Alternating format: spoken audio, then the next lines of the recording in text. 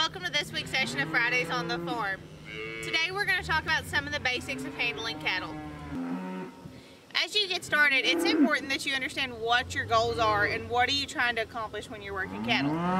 Depending on your facilities, that's a good indicator of what you're going to try to do. Today our main focus is just going to be to worm these girls.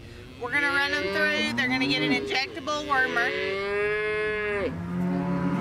So being able to catch them in the head gate is going to make life a little bit easier. We're going to give them their shots and we're going to turn them back out. There are a few calves that are on the wrong side of the fence today, so we're going to try to get these girls worked through as quick as we can, but as smooth as we can. One thing that's important to remember as we're working these cattle, that we want to work with them, not against them.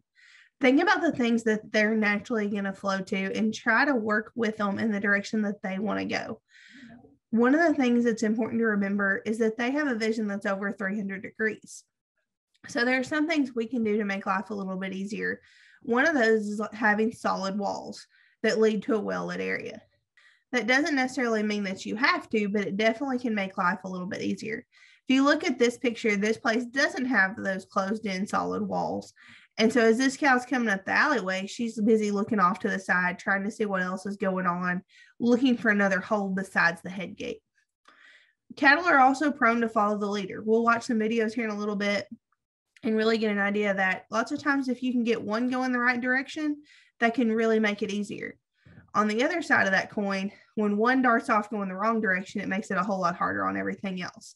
So we want to try to keep those cows grouped together, know which cows in your herd are your leaders, and try to make sure that they're moving in the right direction.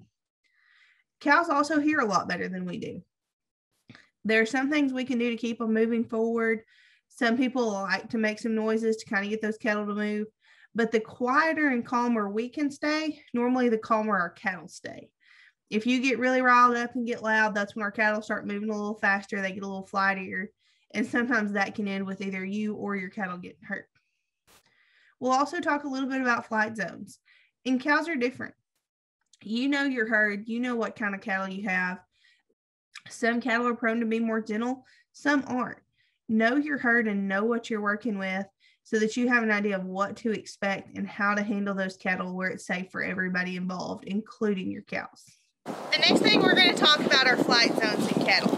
Cattle are naturally a prey species, which means they normally go to a flight instinct rather than the fight instinct. You know your cattle, you know if you have those cows who are going to fight, and that's a whole different conversation for another day on how to deal with those cattle.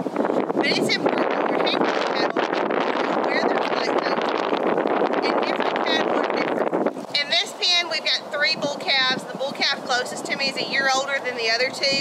He was also used as a show calf, so he's pretty gentle. His flight zone isn't nearly as big as the other 2 might be. Even with the other 2, one has a little bit gentler nature than the other one. So when we talk about flight zones, when we want these cattle to move, normally if we want them to move forward, we stand behind their point of shoulder. Obviously he's real gentle, we can push him off. Whereas on this calf, even when I start to move towards him, he wants to take off and move.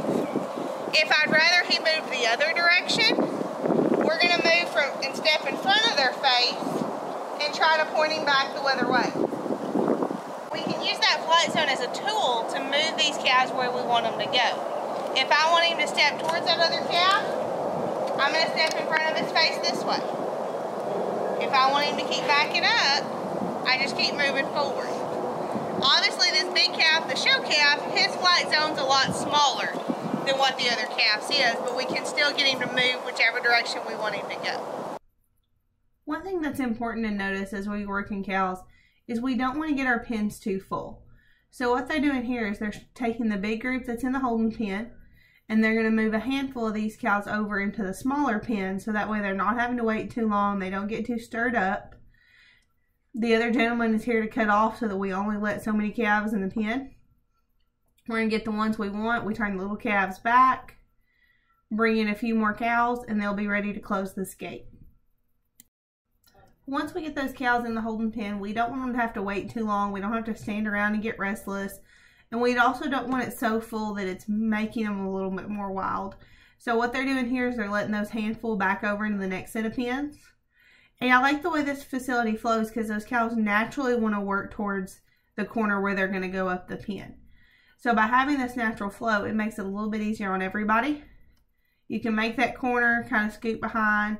Notice he's using a stick to gently encourage those cows around. Nobody's getting real riled up, which is really important as we're handling cattle. If we stay calm, that helps them stay calm, which helps all of us in the long run. Once they're in, they can close this gate. This is going to fit everybody in. It is going to make them push forward a little bit and be a little bit tight. This will make it a little easier to work them. It also keeps them from having room to back up or turn around or cause more problems that direction. When we talked about wanting to reduce stress and keep our cattle as calm as possible, this producer decided to go with a pour-on option instead of an injectable. So realistically, there's no reason to push these cows through the stress of catching them in the head gate.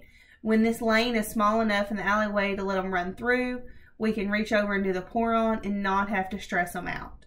This makes everybody calmer. It's going to be a smoother process all the way around, and we're able to let them out and then even stay that calm all the way through the process. Your cattle are naturally going to look for the escape hatch, so it's important when you're evaluating your facilities to figure out what works and what allows those cattle to move freely. In this example, we're not catching them in the head gate. We just open this gate and they can all head out. They're going to follow the one in front of them, and it's going to be a smooth process for everybody all the way around. There are several tools out there that you can also use while you're working your cattle, and it's important to find the tool that works for you in your operation. Some people like simple sticks or paddles or even flags. This helps to encourage the calves to go forward. It serves as an extension of your arm. It can help push calves without risking putting you in harm's way in the process. The other option are some of our more electric encouragement tools, like our Hot Shots. There are handheld ones that fit in your pocket. There's also the stick kind that more people are familiar with. And whichever tool you use, it's more important how you use the tool than what tool it is. We want to stay quiet and calm. Sometimes you've got calves that are too gentle, and those electric options are really handy. I know we've used them trying to put cows in the trailer that just didn't want to take that step up and need a little encouragement. The key is to use it wisely and to make sure that we're trying to keep our cattle as calm as we can. We're not hooping and hollering and waving things and making a bunch of racket that gets everybody stirred up and get our cows outlined.